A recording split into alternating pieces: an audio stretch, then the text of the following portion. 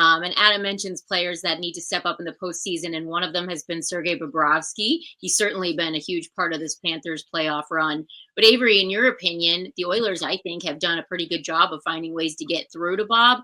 What do they need to do to continue keeping that kind of success going, finding ways to beat him? I certainly think that the power play opportunities play a big role in that. And we saw the Panthers really playing with fire early in this game. They learned their lesson a little bit as the game went on. But what have you seen from the Oilers offense that's been able to find success against Bobrovsky really in a way that most other teams haven't consistently throughout this playoffs? I mean, we're seeing Edmonton converge on their high danger chances quite a bit. I mean, the game tying goal from Corey Perry came what 2 feet in front of Bobrovsky. That's been the big thing, is getting shots in tight past Bobrovsky, and whatever reason Edmonton has not been able to score and shots from the point. Getting in tight has been what's been able to beat Bobrovsky. You mentioned the power play, that has to improve. They were 1 for 6 on the man advantage this game. That's not good enough. But yeah, more chances in tight Bobrovsky. That has been their bread and butter so far through these 2 games.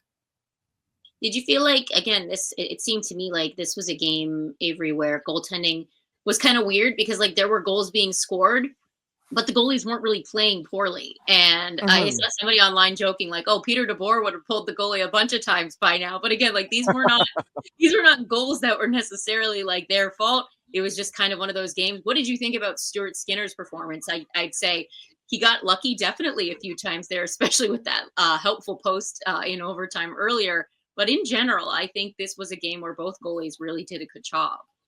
Yeah, no. Yeah, both Bob and Stu had great games, and I know, yes, the score line says Florida 5, Edmonton 4, but Stuart Skinner in that first overtime period made some big saves to keep this game tied. I mean, a great example was on Marchand, where John Klinberg got walked, and Skinner on his belly makes a huge save with the pad to keep this game going. So yeah, again, 5-4 game, and it wasn't your classic goaltending duel, but both Bobrovsky and Skinner made some massive saves to keep this game going into double overtime.